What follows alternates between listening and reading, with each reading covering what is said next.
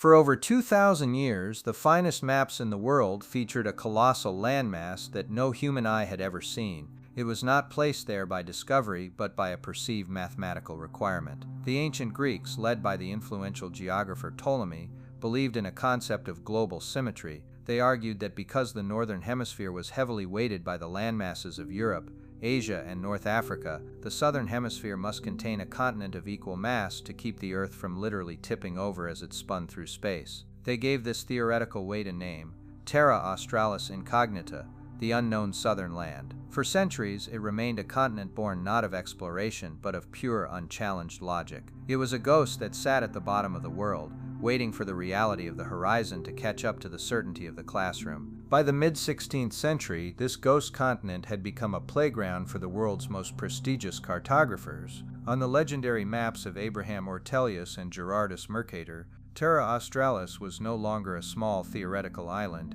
It was a behemoth that dwarfed the known world. It was often depicted as a vast, continuous coastline stretching from the frozen tip of South America all the way to the East Indies. Because no traveler had ever reached its shores, mapmakers were free to fill the void with the ink of their own desires. They drew sprawling mountain ranges, lush tropical forests, and bizarre exotic animals, labeling regions with names like Beach and Lukash. It was a masterpiece of collective imagination, a paradise of pearls and gold that existed only in the minds of scholars and the busy workshops of European engravers. In the year 1520, the myth finally appeared to gain a physical shoreline.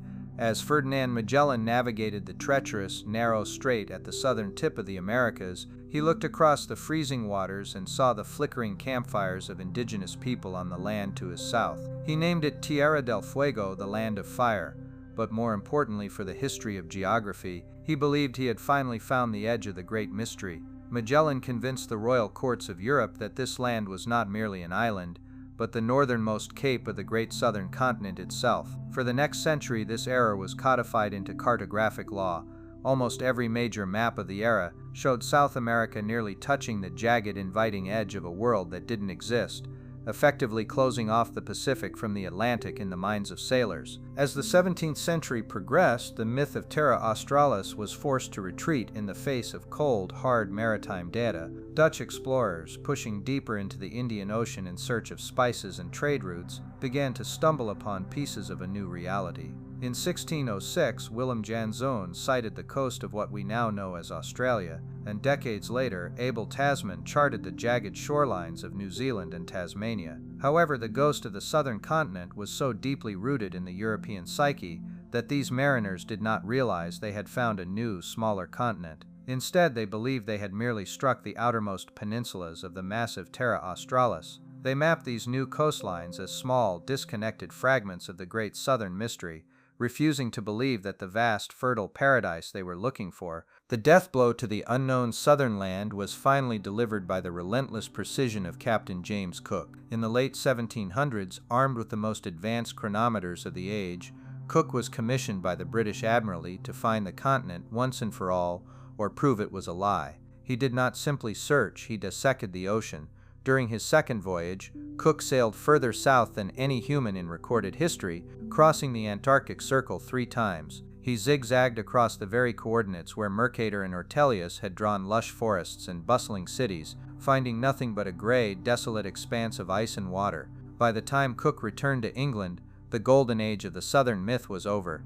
He had proven that if a continent did exist near the pole, it was a frozen wasteland, utterly inaccessible and devoid of the riches the world had imagined for 2 millennia. The final chapter in the story of Terra Australis is one of linguistic theft. By the early 19th century, it was clear that the massive, world-balancing continent of the Greeks did not exist. However, the landmass the Dutch had found, the one we now call Australia, remained. The British explorer Matthew Flinders, who was the first to circumnavigate that continent, argued that it was highly unlikely they would find anything larger further south. He proposed that the name Terra Australis be shortened and applied to the land he had just mapped. In 1824, the British Admiralty officially renamed the New Holland colony to Australia. In a strange twist of history, the name of a 5 million square mile ghost continent was handed down to a real one, leaving the true southern land, the frozen mass of Antarctica to be discovered later, stripped of its mythical name and its tropical legends. The final chapter in the story of Terra Australis is a tale of linguistic theft. By the early 19th century, it was undeniable that the massive world-balancing continent of the Greeks simply did not exist. However, the landmass the Dutch had charted, the one we now recognize as a vast island continent, remained. The British explorer Matthew Flinders, who was the first to successfully circumnavigate that land, argued that it was highly unlikely they would find anything larger further south. He proposed that the prestigious name Terra Australis be shortened and applied to the land he had just mapped. In 1824, the British Admiralty officially renamed the New Holland colony to Australia. In a strange twist of history, the name of a 5 million square mile ghost continent was handed down to a real one, leaving the true southern land, the frozen mass of Antarctica, to be discovered later, stripped of its mythical name and its tropical legends. Today, Terra Australis Incognita has vanished from our maps, replaced by the cold, satellite-verified reality of the Southern Ocean and the ice of Antarctica. But the ghost of the continent still lingers in our cultural memory.